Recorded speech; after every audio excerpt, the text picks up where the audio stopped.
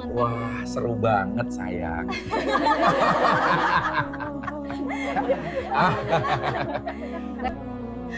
Aku juga tidak mau menjadi selir Gus Hamid.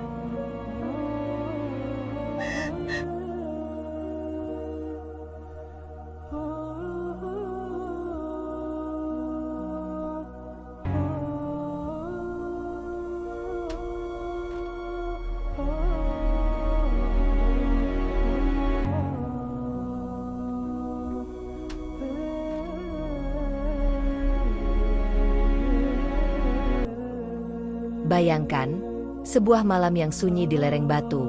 Lampu-lampu hotel memantul di kaca jendela seperti bintang palsu yang menggoda hati manusia. Seorang perempuan muda berjalan keluar kamar dengan wajah merah, langkah tergesa, dan jilbab yang nyaris tak rapi. Di lorong sempit itu, suara langkah kaki menyentak kesunyian.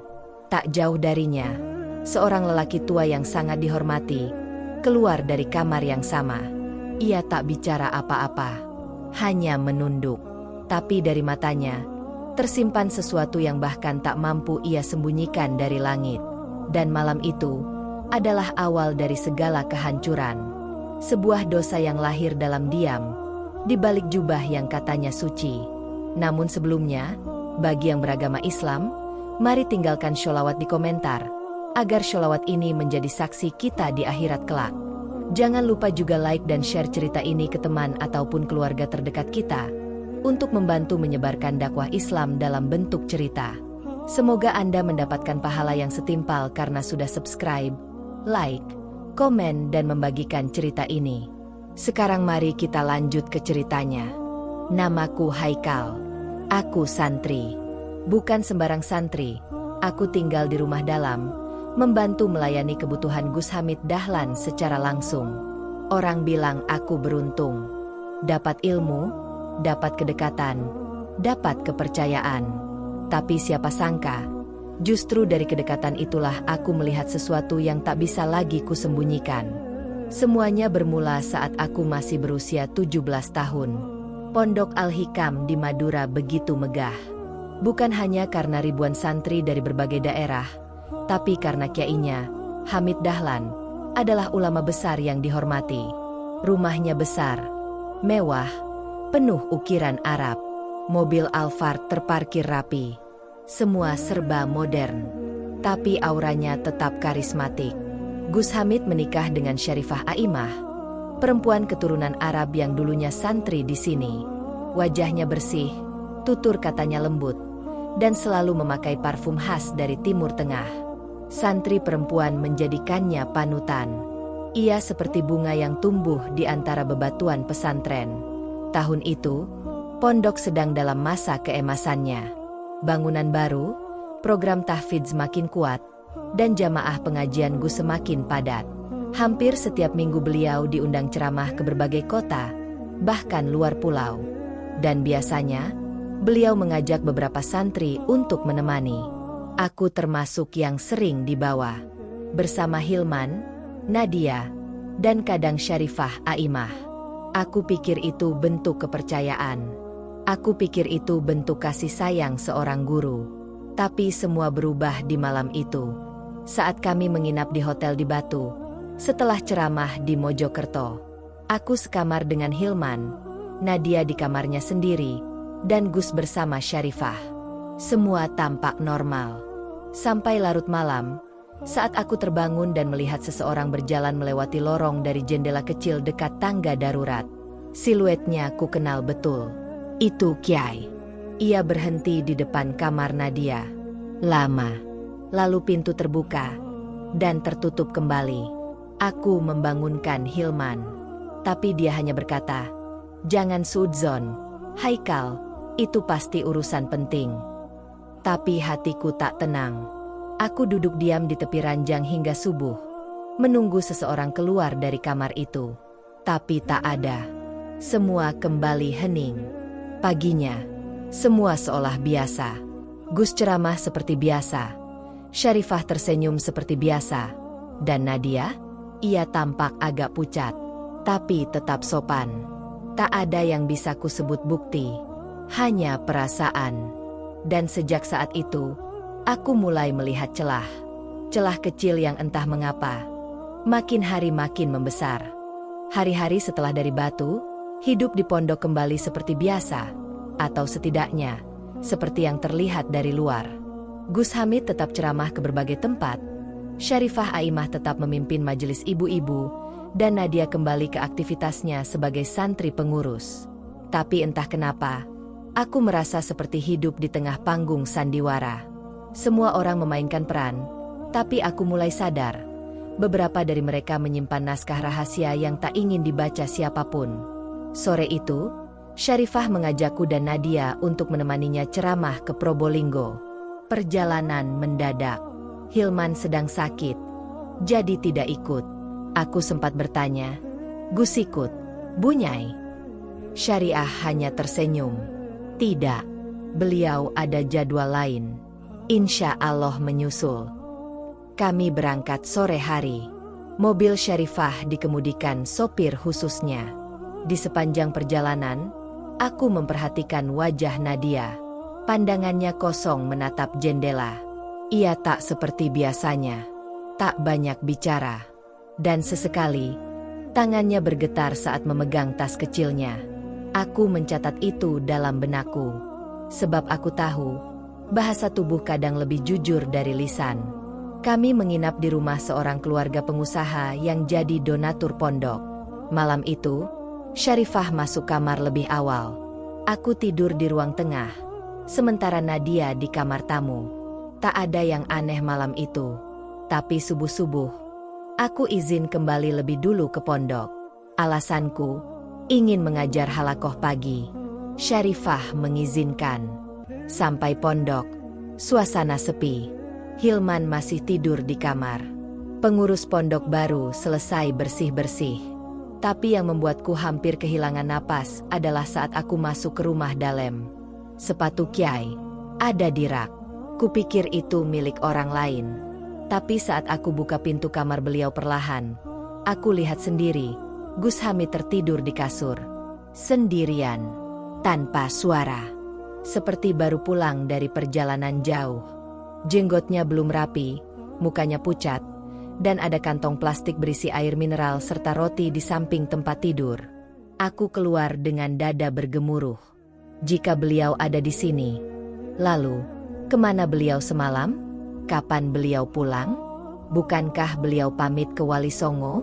Bukankah kami semua tahu beliau tidak ikut ke Probolinggo? Hari itu aku tak berkata apa-apa, bahkan ke Hilman. Tapi aku tahu, ada sesuatu yang disembunyikan. Sesuatu yang membuat waktu tak lagi sinkron. Dan yang paling membuat hatiku berkecamuk, saat malamnya, ku dengar dari salah satu pengurus dapur, bahwa Nadia juga sudah kembali ke pondok, bersama Syarifah. Lalu kenapa, saat aku tadi subuh datang, hanya Gus yang sudah ada di kamar? Hari-hari berikutnya, aku mulai mencari tahu. Aku mendekati pengurus keamanan. Bertanya sopan. Mengamati jadwal kendaraan keluar masuk. Aku tahu, ini berbahaya. Tapi lebih berbahaya lagi jika aku membiarkan diriku buta. Dan buta dalam diam, di pondok seperti ini, hanya akan membuat kita jadi bagian dari kebusukan itu sendiri. Sampai akhirnya, malam itu datang. Sebuah malam yang bahkan tak mampu aku lupakan seumur hidup. Gus Hamid, di dalam rumah Dalem, tertangkap basah sedang tidur bersama Nadia. Tapi kejadian itu, baru akan kuceritakan di bab berikutnya. Hari itu pondok Al-Hikam seperti biasa. Santri sibuk bersih-bersih. Adzan subuh menggema dari musola, dan suara langkah kaki berderak di lorong-lorong asrama.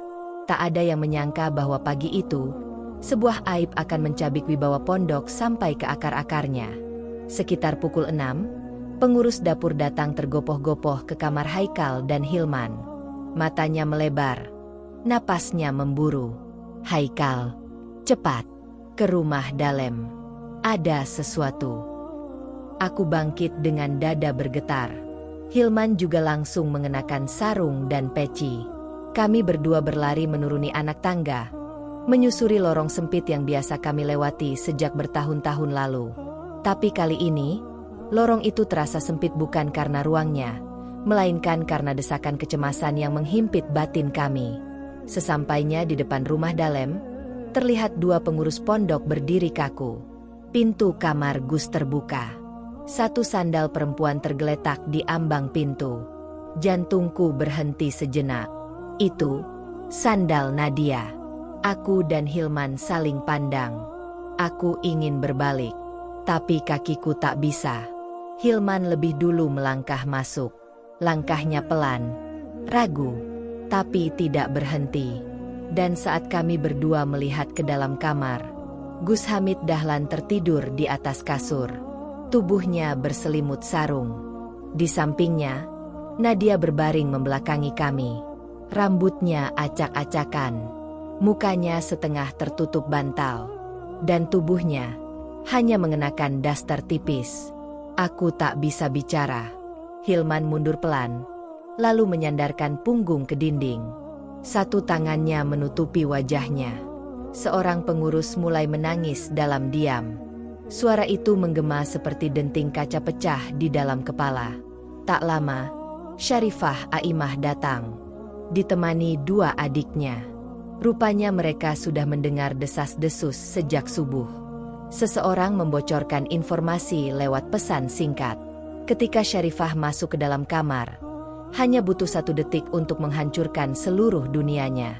Wajahnya pucat, bibirnya bergetar. Tapi ia tak menangis.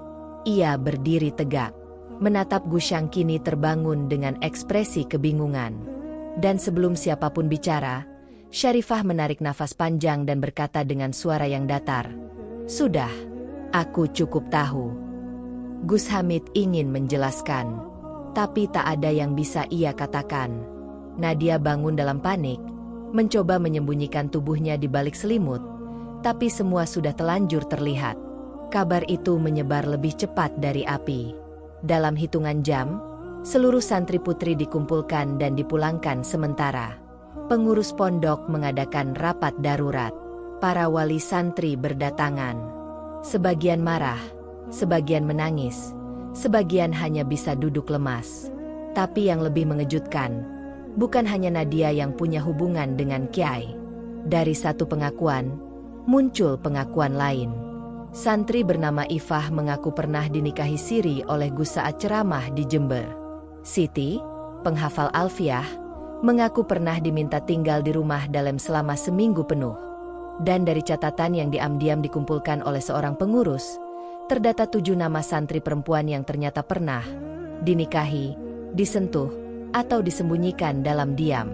Hilman tak kuat. Ia muntah di belakang asrama. Aku menemaninya duduk. Ia gemetar. Aku ikut mondok di sini karena mau cari berkah, Haikal, bisiknya. Tapi ternyata, kita tinggal di sarang syahwat. Aku tak bisa menjawab. Lidahku kaku. Aku hanya memandangi langit pondok yang tiba-tiba terasa jauh. Seakan-akan malaikat telah pergi dari tempat ini. Dan di tengah kekacauan itu, Gus Hamid, untuk pertama kalinya, tak keluar dari rumah Dalem. Tak muncul. Tak memberi penjelasan. Hanya diam. Tapi kami tahu, badai yang lebih besar akan datang. Karena satu persatu, wajah-wajah yang selama ini suci, akan terbuka topengnya. Hari-hari setelah kejadian itu berjalan seperti mayat hidup. Pondok Al-Hikam tak lagi terdengar lantunan ayat atau gelak santri menghafal syair. Lorong-lorong sunyi. Aula kosong. Bangku halakoh tinggal terbalik. Aku berjalan seperti biasa, membawa kitab tafsir tua yang dulu kupegang dengan bangga. Tapi hari ini, kitab itu terasa lebih berat dari dosa yang kutahu telah menetes dari balik pintu kamar Kiai. Syair-syair Arab yang dulu indah kini terasa seperti cemooh. Betapa manusia bisa mengenakan jubah ilmu, namun menyimpan binatang dalam dada. Sejak pengusiran Nadia secara tidak langsung, ia tak terlihat di pondok. Kabarnya dipulangkan ke rumah bibinya di Pamekasan. Tapi desas-desus beredar. Ia masih sesekali menemui Kiai, secara diam-diam. Aku mencoba menepisnya, tapi dalam diam, aku mulai memata-matai gerak-gerik rumah Dalem. Satu malam, Saat hujan turun deras, aku melihat seseorang memasuki halaman belakang pondok dari arah musala tua. Tubuhnya tertutup jas hujan tipis, tapi langkahnya kecil dan tinggi badannya sangat mirip dengan seorang santri perempuan. Aku mengekor dari kejauhan hingga sosok itu mengetuk pelan pintu belakang rumah Dalem. Pintu terbuka sedikit, lalu tubuh itu menghilang dalam gelap. Tak lama kemudian, lampu kamar nyala. Bayangan dua sosok tampak di balik tirai jendela. Satu duduk, satu berdiri. Aku menahan napas. Tirai itu bergoyang, dan dari celah kecil antara dinding dan kaca, kulihat siluet wajah Kiai. Dan perempuan itu bukan Nadia. Namanya Hafsah, santri asal Sampang. Pendiam, tapi sangat cerdas.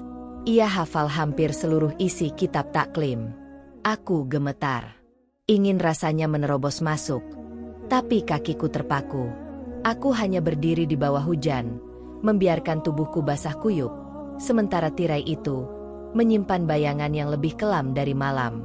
Keesokan harinya, Hafsah tetap ikut mengaji pagi.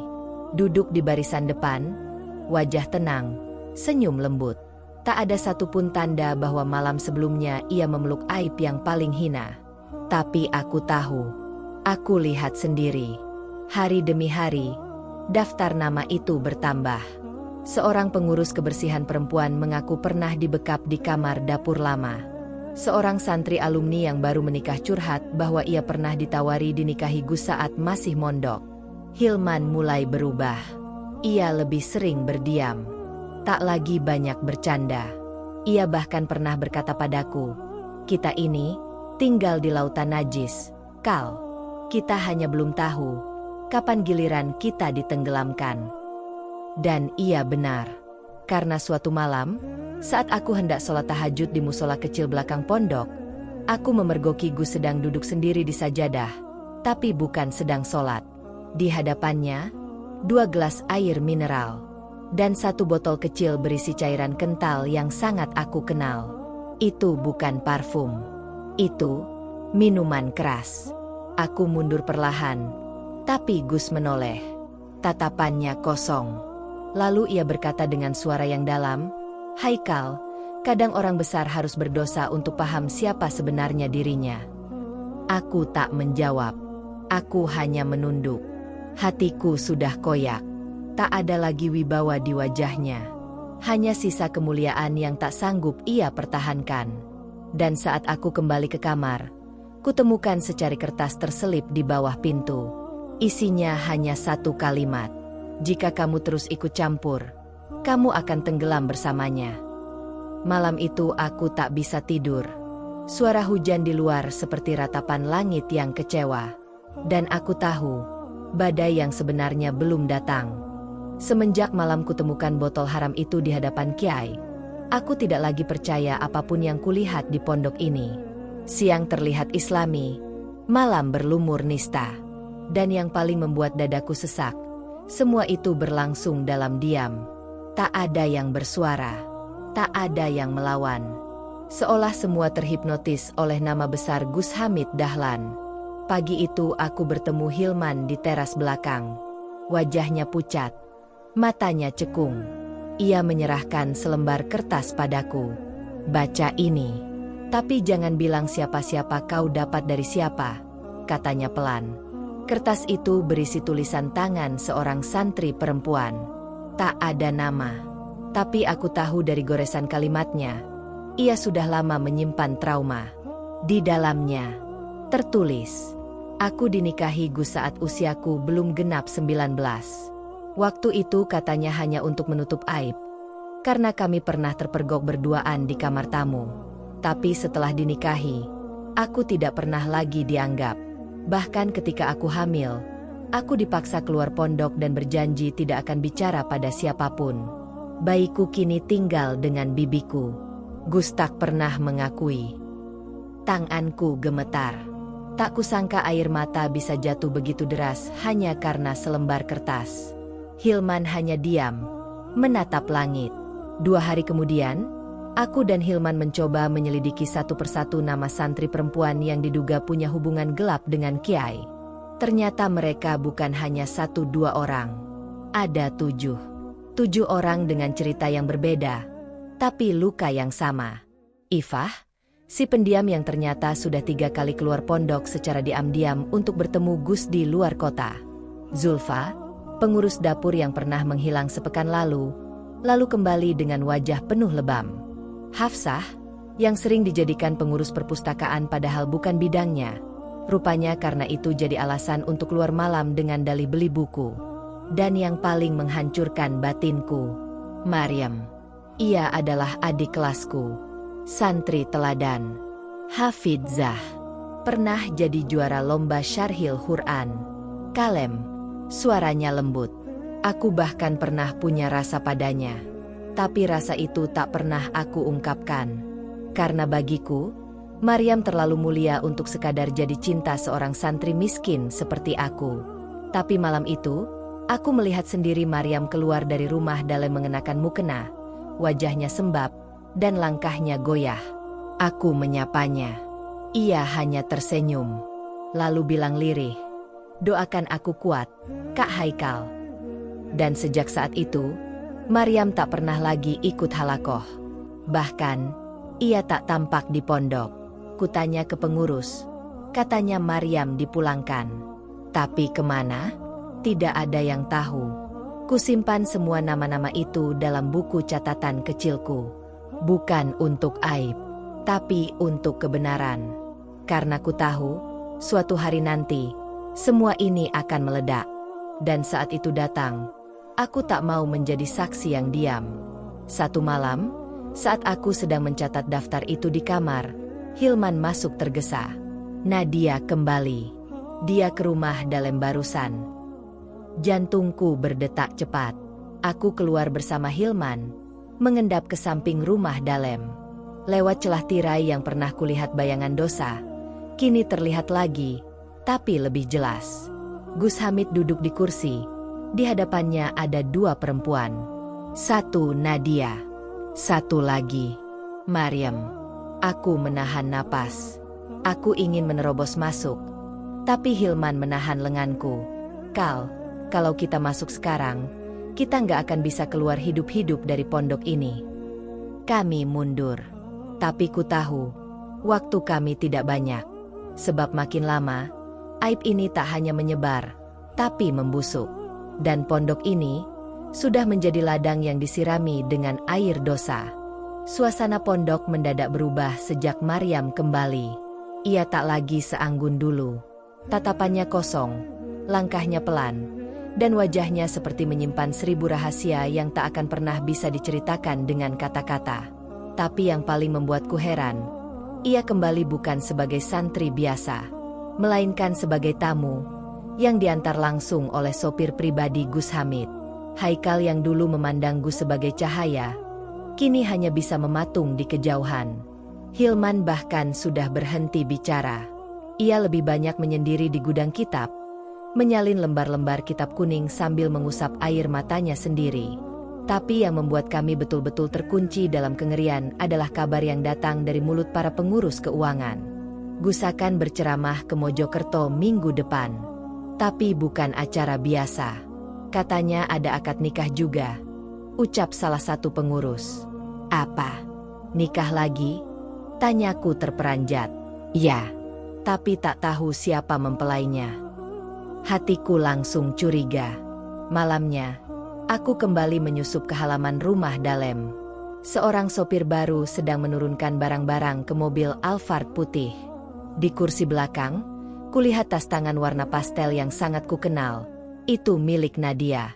Dan yang lebih mengejutkan, di sampingnya ada Maryam, mengenakan baju gamis pengantin warna putih, meski wajahnya tertutup masker. Aku nyaris menabrak tembok saat mundur tergesa. Kutinggalkan tempat itu dan berlari menuju kamar Hilman. "Kita harus hentikan ini," ucapku. Tapi Hilman hanya diam. Kalau kita terus diam, pondok ini akan mati bukan karena kafir, tapi karena kita semua pengecut. Besok harinya, kutemui salah satu pengurus tua yang paling lama di pondok. Pak Mahfudz namanya. Ia sudah seperti kakek bagi para santri. Dengan bergetar, aku ceritakan semuanya.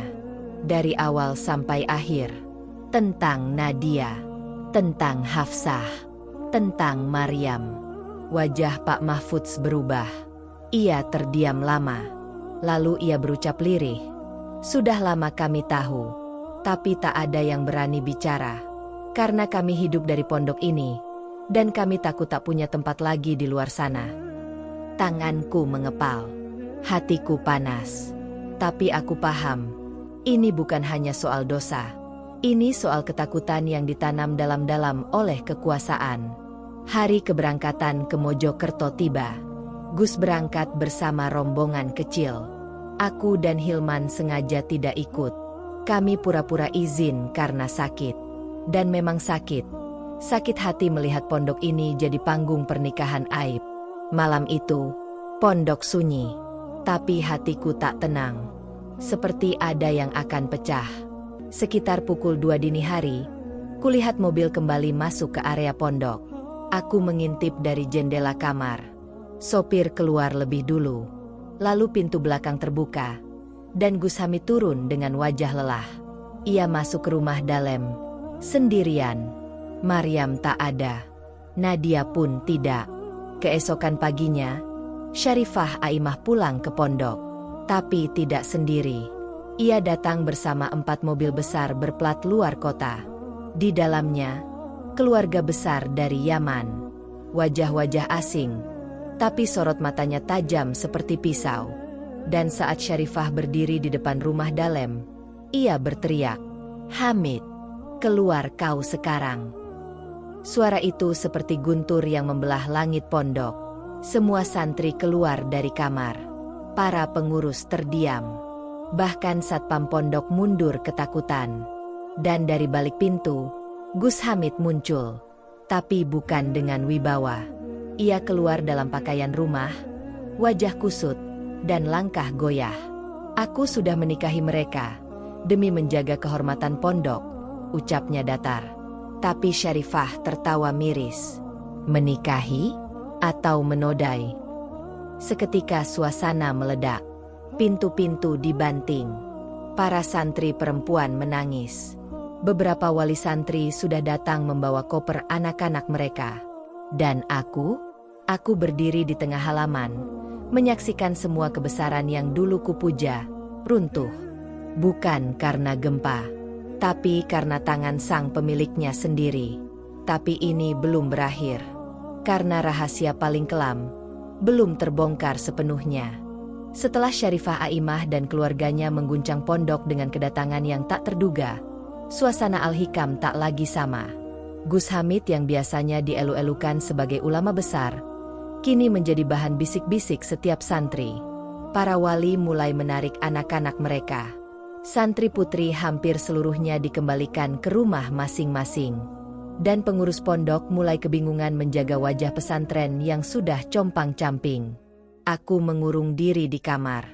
Setiap malam hanya bisa menatap langit-langit kayu. Mendengarkan angin malam menyelinap lewat celah-celah dinding tua.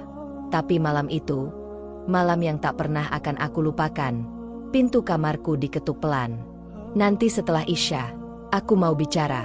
Suara itu lirih. Suara Nadia. Aku menatap Hilman. Ia mengangguk. Kau harus dengar sendiri dari dia. Kal, kita harus tahu semuanya. Setelah Isya, aku menunggu di serambi belakang dekat tangga kayu tua. Tak lama kemudian, Nadia datang. Mengenakan gamis biru tua dan jilbab hitam. Wajahnya pucat. Matanya sembab. Tapi yang paling menusuk, ia tidak membawa kitab seperti biasanya. Hanya satu kotak kecil di tangannya, seperti tempat perhiasan, tapi lebih tua dan berdebu. "Haikal," ucapnya pelan. "Aku tahu aku sudah kotor di mata kalian. Tapi biarkan aku ceritakan sebelum semuanya benar-benar hancur." Aku hanya diam, membiarkannya bicara. Dan Nadia pun mulai membuka luka. 3 tahun lalu, saat aku masih santri baru, Gus pernah memanggilku ke rumah dalem. Katanya untuk bantu mengetik materi ceramah. Aku bangga. Aku pikir itu kehormatan. Tapi malam itu, untuk pertama kalinya dia menyentuhku. Aku menolak. Tapi dia menangis. Katanya itu karena cinta. Karena katanya, aku mengingatkan dia pada mendiang ibunya. Aku bodoh. Aku percaya. Dia minta aku jangan cerita ke siapa-siapa. Karena katanya orang takkan paham hubungan ruhani yang suci antara murid dan guru. Beberapa bulan kemudian, aku sakit. Telat datang bulan. Aku panik. Tapi saat ku ceritakan, Gus malah mengajakku ke Surabaya. Di sebuah rumah kecil milik kenalannya, aku dinikahi secara siri, tanpa wali, tanpa saksi selain orang suruhannya. Hanya untuk satu tujuan, menutupi aib. Setelah itu, dia menyuruhku menggugurkan. Nadia terisak. Matanya menatap kotak kecil di pangkuannya. Lalu ia membukanya. Di dalamnya ada selembar kain putih kecil yang sudah kotor. Dan satu botol parfum Arab. Nyaris kosong. Ini, satu-satunya peninggalan dari anakku yang tak pernah sempat lahir. Dan parfum ini, yang dipakai Gus setiap kali datang padaku. Aku menahan napas. Tubuhku gemetar. Hilman di belakangku menunduk. Tak sanggup melihat. Tapi bukan aku saja. Setelah aku, ada yang lain. Hafsah, Zulfa, Maryam. Kami tak berani bicara. Karena setiap kali kami mencoba menolak, Gus akan membaca ayat-ayat tentang taat pada guru. Dan kami hanya santri. Kami pikir, inilah bentuk ujian kami. Bahwa diam adalah bagian dari ikhlas. Tapi setelah aku lihat Gus membawa Maryam keluar kota dan kembali dengan raut puas seperti orang baru saja menang, aku sadar, ini bukan cinta. Ini penyakit. Ini kemunafikan. Ini setan yang berselimut kitab. Nadia mengusap air matanya dengan lengan. Ia menatapku lurus. Aku tak butuh simpati. Aku hanya ingin seseorang mendengar. Sebelum pondok ini benar-benar jadi neraka. Aku ingin bicara. Tapi tak ada kata yang cukup adil untuk rasa sesak ini. Dunia yang dulu terasa agung, kini tampak seperti rumah rusak yang berdiri di atas kuburan air mata. Sebelum pergi, Nadia menoleh satu kali lagi. Haikal, jangan hanya diam. Kalau bukan kamu yang bicara, semua akan terus terjadi. Dan malam itu, aku tahu, dosa terbesar bukan dilakukan oleh pelaku, tapi oleh mereka yang tahu, lalu membisu. Pagi setelah pengakuan Nadia terasa seperti lembaran kitab yang terbakar setengah. Sebagian santri masih bertahan, sebagian sudah dipulangkan diam-diam. Tapi di rumah utama pondok, sebuah percakapan yang lebih tajam dari pisau sedang berlangsung antara Syarifah Aimah dan keluarganya dari Yaman. Aku menguping dari balik dinding aula tua. Di dalam, suara Syarifah terdengar tegas, namun parau, seperti suara perempuan yang sudah terlalu lama menelan luka, tapi tak diberi ruang untuk menjerit. Aku tidak buta, katanya. Aku tahu. Sudah lama. Tangis pecah di antara kalimat itu, tapi bukan dari Syarifah, melainkan dari salah satu adik perempuannya, yang baru saja datang membawa selembar surat dari luar negeri, berisi pengaduan wali santri yang tahu putrinya dinikahi dan dicampakkan Gus Hamid. Aku tahu semua, lanjut Syarifah. Aku tahu sejak Nadia pertama kali muntah-muntah dan aku temukan alat tes kehamilan di kamar mandi rumah Dalem. Aku tahu sejak Hafsah bilang ingin pulang tapi ditahan pengurus pondok. Aku tahu. Tapi aku terlalu takut kehilangan segalanya. Ia menangis. Namun air mata itu seperti disiram api. Bukan lemah, tapi marah.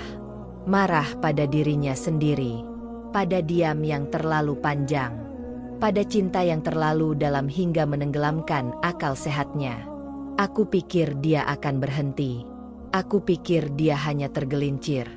Tapi ternyata, dia sudah tenggelam jauh sebelum aku menikah dengannya. Ayah Syarifah, seorang lelaki tua dengan sorban putih dan tongkat kayu, berdiri dari duduknya.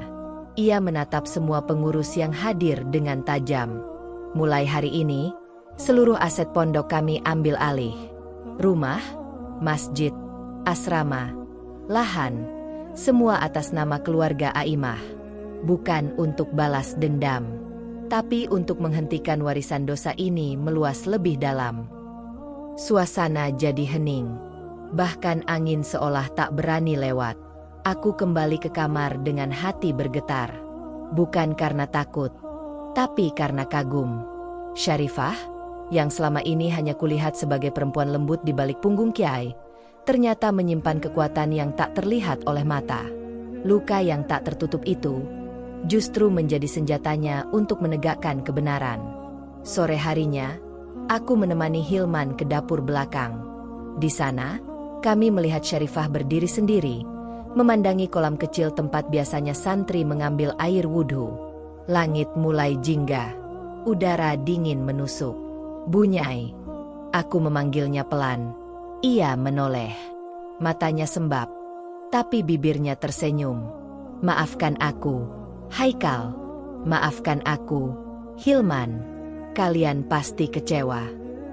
Kami tak menjawab, karena yang kami rasakan bukan kecewa, tapi sesal bahwa kami tak pernah menyadari betapa wanita ini telah memikul seluruh beban kehinaan sang Gus sendirian selama bertahun-tahun. Mulai malam ini, semua pengurus perempuan akan dipindahkan ke cabang pesantren di luar kota. Aku tak ingin satupun dari mereka tersisa di tempat yang menyimpan bau dosa seperti ini, ucap Syarifah. Aku menunduk. Tapi bagaimana dengan Kiai? Bunyai. Syarifah menatap langit, lalu menjawab pelan. Dia akan kuhadapkan pada rasa sepi yang dulu pernah dia lupakan. Biar pondok ini bersih, biar tanah ini kembali suci, tapi tidak dengan caraku. Aku tak akan menyingkirkan dia dengan kekerasan. Lalu caranya bagaimana, Bunyai? Tanya Hilman. Syarifah tersenyum kecil. Aku akan membuat dia ditinggalkan oleh semua yang dulu dia banggakan. Istri, rumah, murid, nama, bahkan tempat sujudnya sendiri. Dan malam itu, satu persatu santri mulai meninggalkan pondok. Dengan koper, dengan air mata, dan dengan hati penuh luka. Tinggal Kiai, dan bayangan dosa yang mulai mencekiknya pelan-pelan. Hari pertama tanpa Syarifah terasa seperti matahari yang enggan terbit di atas Al-Hikam. Lorong-lorong pondok sunyi, aula tempat halakoh menganga kosong, dan yang tersisa hanyalah wajah-wajah bingung santri yang belum sempat dijemput keluarganya. Gus Hamid masih tinggal di rumah Dalem. Tapi tak lagi ada salam yang menyambutnya tiap ia keluar rumah. Tak ada santri yang membungkuk mencium tangan.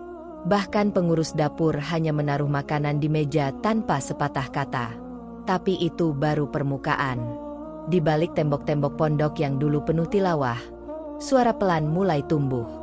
Bisikan, kemarahan, penolakan, dan semuanya mengarah ke satu nama. Hari itu, seusai sholat maghrib, seorang santri laki-laki bernama Fadil bangkit dari barisan. Ia berdiri di tengah musola dengan suara bergetar. Kita tidak bisa terus diam. Semua kepala menoleh. Sebagian bingung, sebagian gelisah. Kita tinggal di tempat yang katanya suci. Tapi tiap malam aku tidur, aku dengar aib. Tiap pagi aku wudhu, aku cium bau jijik dari lorong rumah Dalem. Ia menatap satu persatu wajah santri. Kita belajar tentang amanah, tentang menjaga kehormatan, tentang adab terhadap guru. Tapi guru yang mana? Yang mana yang kita maksud? Gusyang menyentuh santri perempuan lalu memaksa mereka menikah siri. Gusyang pergi keluar kota tapi ternyata masuk karaoke dan keluar bersama 7 perempuan. Suara Fadil pecah.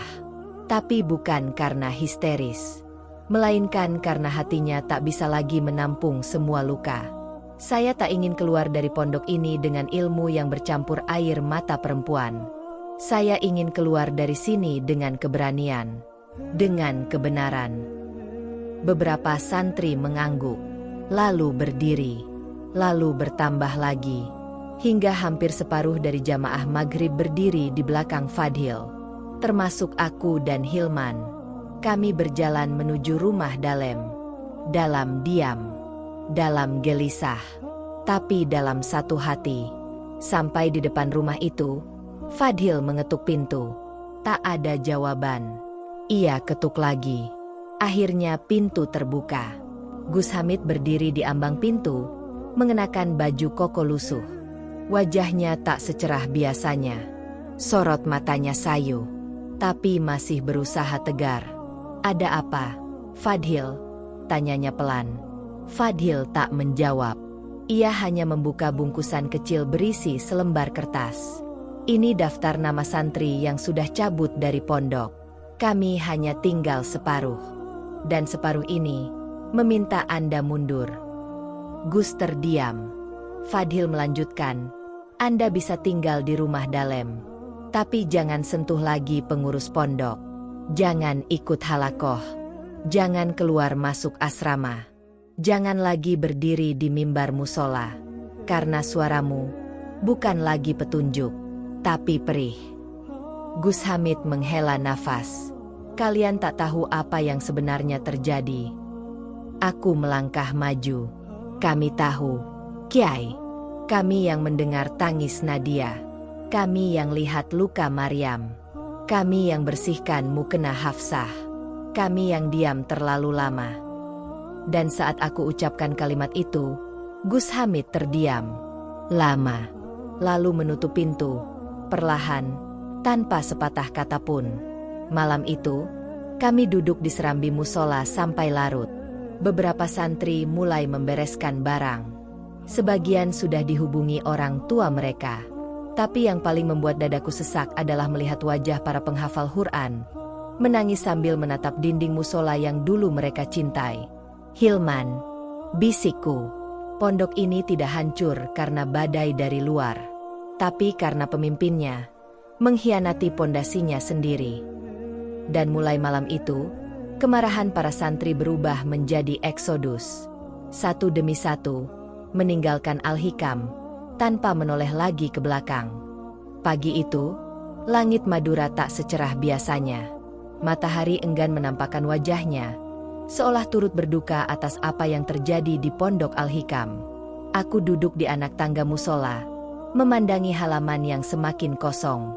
Barang-barang santri berserakan, koper-koper dijejer rapi di depan gerbang, menunggu jemputan keluarga yang datang dari berbagai pelosok pulau. Satu persatu kamar asrama mulai dikunci permanen. Perpustakaan sunyi. Lantai dapur kering. Sumur tempat biasa santri bercanda, kini hanya menyisakan suara tali timba yang mengayun lambat. Tak ada lagi tawa menyambut waktu mandi. Hilman berdiri di sampingku, mengenakan jaket tua yang biasa ia pakai sejak tahun pertama mondok. Ia menggigit bibirnya pelan. "Haikal," gumamnya lirih. "Kita benar-benar menyaksikan pondok ini mati." Aku tak menjawab. Mulutku terkunci oleh rasa perih yang tak bisa dituliskan dengan bahasa. Rumah Dalem, tempat tinggal Gus Hamid, kini dikunci dari dalam. Tak ada suara, tak ada tamu. Beberapa pengurus yang masih tinggal mengaku tidak lagi mendapat perintah apapun dari Kiai. Semua keputusan kini diambil oleh keluarga Syarifah Aimah. Dan saat jam dinding musola menunjuk pukul 8 pagi, 2 truk besar masuk ke halaman pondok. Bukan truk logistik, melainkan truk pengangkut properti. Barang-barang di aula utama diangkut. Meja ceramah, mimbar kayu, hingga karpet khas Timur Tengah yang dulu jadi kebanggaan pondok, semua dikemas dan dibawa keluar. Tak lama kemudian, datanglah seseorang yang paling ditunggu sejak malam kemarahan para santri, Nyai Syarifah Aimah. Ia turun dari mobil, mengenakan gamis hitam dan cadar abu-abu. Di belakangnya, 6 orang laki-laki dari keluarganya membawa map dan dokumen kepemilikan. Ia melangkah masuk ke aula, lalu memanggil seluruh pengurus dan beberapa santri yang tersisa. Aku dan Hilman ikut masuk. Syarifah berdiri di tengah aula. Suaranya jelas, tegas, namun tetap lembut. "Mulai hari ini, seluruh aset pondok Al-Hikam berada di bawah kuasa keluarga saya. Bukan karena kami tamak, tapi karena kami tak ingin tempat ini menjadi alat bagi kejahatan yang berselimut agama." Ia menoleh pada semua yang hadir. Semua santri yang tidak terkait dalam perkara ini akan kami bantu pemindahannya ke pesantren cabang yang lebih sehat. Kitab, pakaian, ijazah, semua akan disediakan. Kemudian ia berhenti sejenak, menatap ke arah rumah Dalem dari balik jendela aula. Dan untuk Gus Hamid Dahlan, mulai siang nanti, beliau tidak lagi diperkenankan tinggal di kompleks pondok. Suara tangis kecil terdengar dari pojok aula. Seorang santri lama, yang pernah jadi Hodim Kiai, menutup wajahnya. Beliau guru kami. Syarifah mengangguk pelan. Beliau tetap guru, tapi bukan lagi pemimpin. Keputusan itu seperti palu sidang yang menghancurkan seluruh bangunan ilusi. Pondok yang dulu dibanggakan Semadura kini resmi kehilangan nahkoda. Bukan karena fitnah, tapi karena pengkhianatan yang nyata dan telanjang. Siangnya, 2 mobil datang. Satu untuk menjemput Gus Hamid. Satu lagi, membawa berkas-berkas laporan ke kepolisian. Tapi Syarifah berkata, "Saya tidak akan menuntut. Biarlah Allah yang mengadili. Tapi saya akan mengambil semua hak saya kembali." Saat mobil itu berhenti di depan rumah Dalem, Gus Hamid akhirnya keluar. Wajahnya kusut, matanya cekung, dan langkahnya pelan. Ia membawa 1 koper kecil dan sebuah tas selempang. Tak ada yang menyambut, tak ada yang mengantar. Hanya suara pintu yang dibanting pelan dari dalam. Dan detik itu juga, Pondok Al-Hikam bukan lagi pondok yang sama. Mobil yang membawa Gus Hamid keluar dari kompleks pondok bergerak lambat di antara para santri yang berdiri membisu. Tak ada satupun tangan yang melambai. Tak ada doa selamat jalan. Hanya pandangan kosong dan dada yang bergemuruh oleh luka dan bingung. Tapi kisah tentang Gus Hamid tidak berhenti sampai di sana. 3 hari setelah kepergiannya, beredar rekaman video dari salah satu mantan pengurus keamanan pondok yang selama ini diam. Video itu tak viral di media sosial, tapi menyebar cepat di kalangan santri dan alumni Pondok Al-Hikam. Aku menontonnya dengan tangan gemetar. Hilman berdiri di belakangku, wajahnya tegang. Dalam video itu, tampak sebuah ruangan gelap, lampu berkedip, musik Arab remix bergema keras. Beberapa laki-laki dan perempuan duduk melingkar di sofa besar, sebagian mengenakan pakaian longgar seperti gamis. Tapi satu wajah tak bisa kami pungkiri. Gus Hamid duduk di tengah, tertawa keras, memegang botol minuman, sementara di sisi kiri dan kanannya, 2 santri perempuan saling menyuapi makanan ke mulutnya. Dalam cuplikan lain, terlihat salah satu dari mereka, yang kami kenali sebagai Maryam, berdiri sambil menyanyikan lagu dangdut dalam kondisi yang tidak pantas. Ia tampak tidak sadar penuh. Hilman menutup wajahnya. Ini bukan sekadar dosa, Kal. Ini penghinaan terhadap semua yang pernah kita pelajari. Tapi yang lebih menyayat adalah bagian akhir video. Di sana tampak seorang perempuan duduk dengan jilbab setengah terlepas, menangis sambil memegangi sajadah kecil di pangkuannya. Suaranya lirih, tapi tertangkap jelas dalam rekaman. Dulu aku pikir aku sedang menempuh jalan surga, tapi ternyata aku sedang digiring perlahan ke jurang. Dan aku pasrah. Video itu berdurasi 9 menit. Tapi 9 menit itu cukup untuk menggulingkan ratusan khutbah yang pernah disampaikan Gus Hamid di atas mimbar. Setelah video itu beredar, pondok-pondok cabang yang dulu menjalin kerjasama dengan Al-Hikam mengumumkan pemutusan hubungan. Para donatur mencabut dukungan. Bahkan ada beberapa alumni yang mengirim surat permintaan maaf karena pernah mengangkat Gus Hamid sebagai guru spiritual mereka. Di sudut musola tua, aku dan Hilman duduk bersandar ke tiang. Tak ada kata-kata yang bisa kami ucapkan. Masih ingat, dulu kita rebutan duduk paling depan saat ngaji tafsir? Tanya Hilman tiba-tiba. Aku tersenyum miris. Karena kita pikir, kita sedang duduk di hadapan orang suci. Hilman menatap langit. Ternyata kita sedang duduk di hadapan manusia yang menyimpan najis paling dalam di balik jubah putihnya. Tak lama, Syarifah datang ke musola. Wajahnya tenang, tapi dari sorot matanya, aku tahu dia sudah menonton video itu juga. Kalian sudah lihat, kan? Tanyanya. Kami mengangguk. Biarkan Allah yang balas. Tapi tugas kita, bersihkan sisa-sisa luka ini. Sore itu, Syarifah mengumumkan bahwa seluruh ruangan rumah dalam akan dibersihkan total. Perabotan dibuang, tirai diganti, kasur dibakar, dan musola akan direnovasi total. Biar tempat ini suci kembali, katanya. Dan mulai saat itu, tak ada lagi yang menyebut nama Gus Hamid dalam pengajian. Bahkan kitab-kitab yang ia tulis sendiri dikunci di perpustakaan, menunggu disidang ulang oleh Majelis Pengawas Pondok Pusat. Tapi satu hal tak bisa dihapus, bahwa seseorang yang pernah kami puja, telah menginjak Al-Quran dengan jari-jarinya sendiri.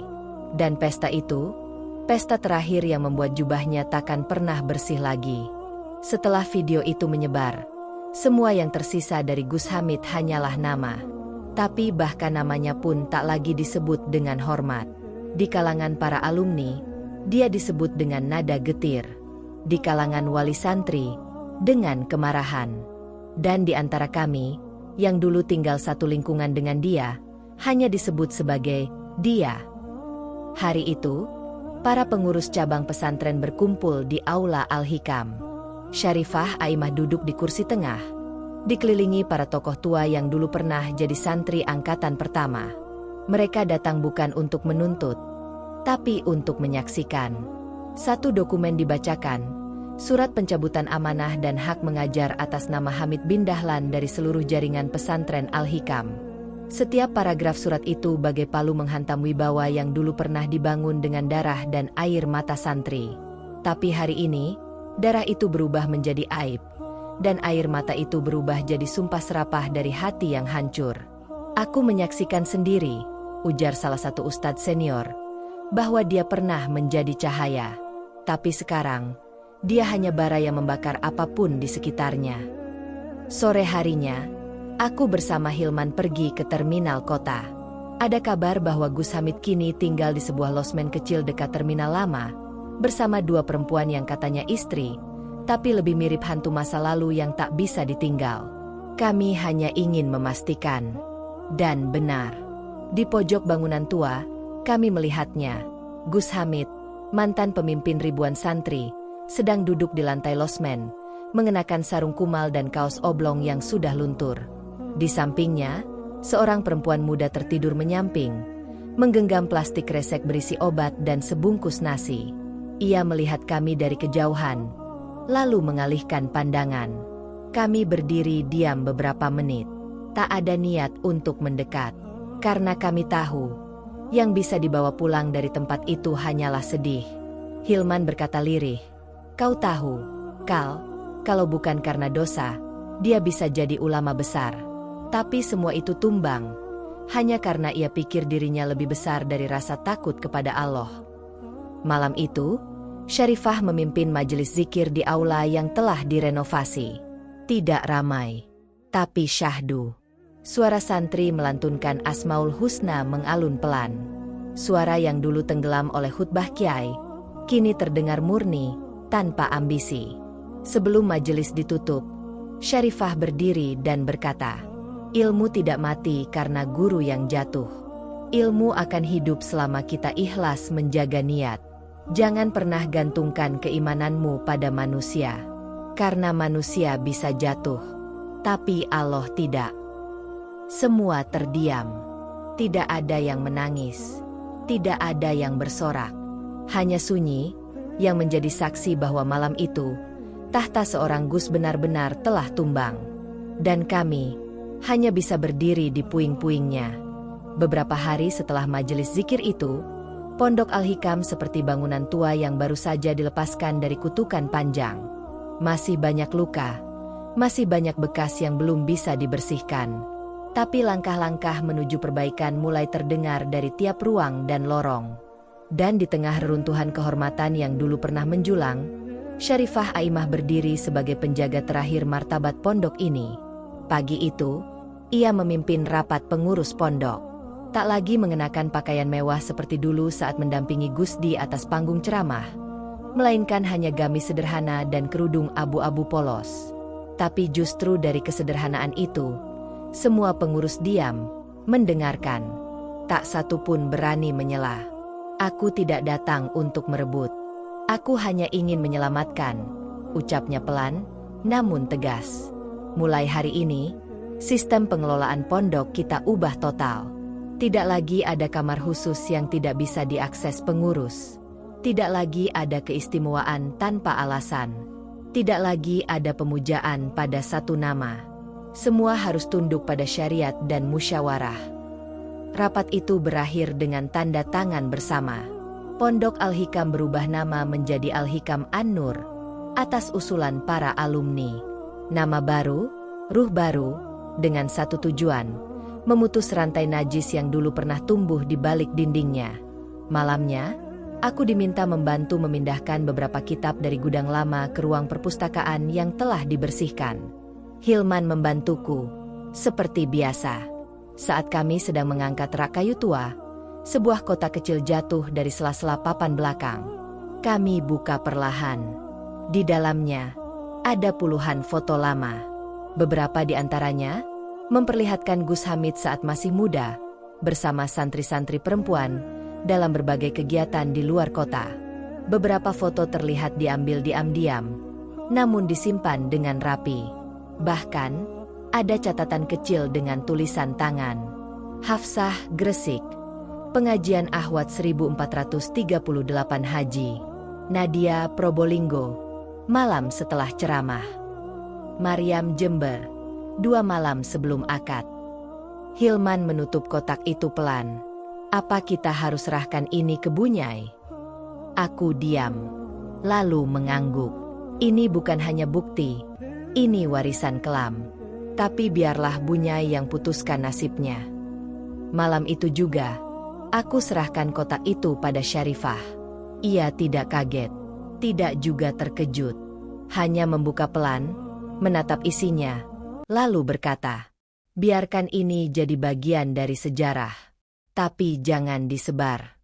Karena kita bukan ingin membunuh orangnya, kita hanya ingin menyelamatkan sisanya.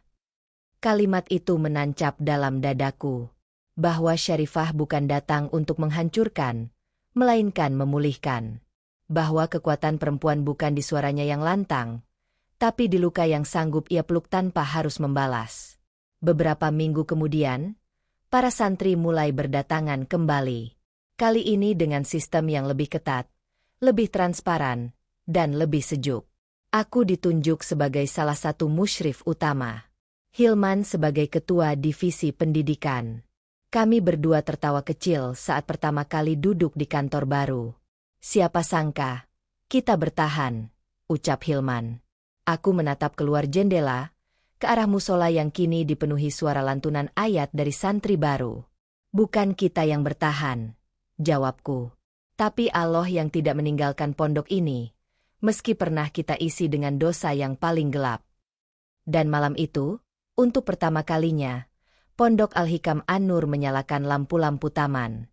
Bukan untuk kemewahan, tapi sebagai tanda bahwa gelap telah dilewati.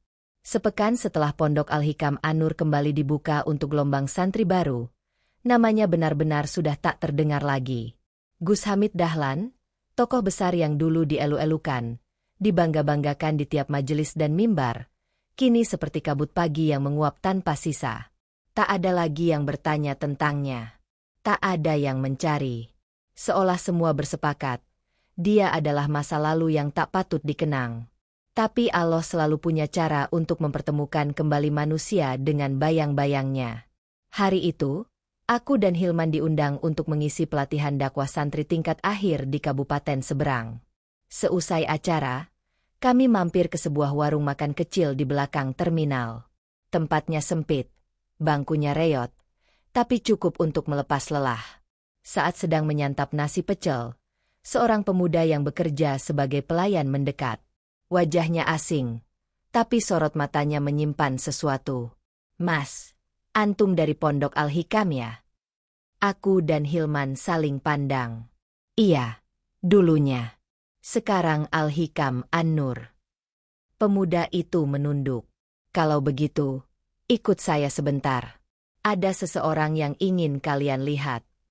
Kami mengikuti dia melewati gang kecil di belakang warung, menembus deretan rumah semi permanen, hingga tiba di sebuah emperan toko kosong.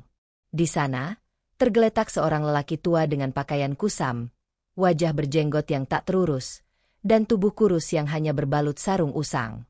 Tangannya menggenggam tas kecil berbahan kanvas. Di sekitarnya, berserakan bungkusan plastik, botol minuman kosong, dan dua perempuan muda yang duduk menunduk, entah tidur atau hanya menghindari tatapan kami. Aku mengenalinya dalam sekejap. Wajah itu pernah berdiri di atas mimbar. Pernah mengangkat kitab kuning dengan suara lantang. Pernah didekap puluhan santri sambil melantunkan sholawat. Kini, hanya sisa rongsokan manusia yang bahkan tak sanggup menatap langit. Gus Hamid Dahlan. Ia membuka matanya perlahan. Tatapannya kosong, tapi masih mengenali kami. Haikal. Hilman. Gumamnya. Kalian kesini untuk menertawakanku. Aku menggeleng. Dadaku sesak. Hilman bahkan tak mampu bicara. Aku tidak punya siapa-siapa lagi, lanjutnya pelan. Anakku tak mau mengakui. Saudara-saudaraku membuangku. Yang tersisa hanya ini, mereka yang dulu aku sebut istri, sekarang tak bisa pulang karena takut ditolak dunia. Perempuan di sampingnya terisak. Mungkin Hafsah. Mungkin Nadia. Aku tak bisa memastikan. Wajah mereka terlalu hancur untuk dikenali dengan yakin. Gus Hamid duduk bersila. Ia mengeluarkan sebungkus rokok murahan dari sakunya. Tangannya gemetar. Saat menyalakan korek api, ia berkata lirih. Aku dulu pikir, aku bisa mencintai banyak perempuan dan tetap dicintai Allah. Ternyata, aku bahkan tak bisa mencintai diriku sendiri.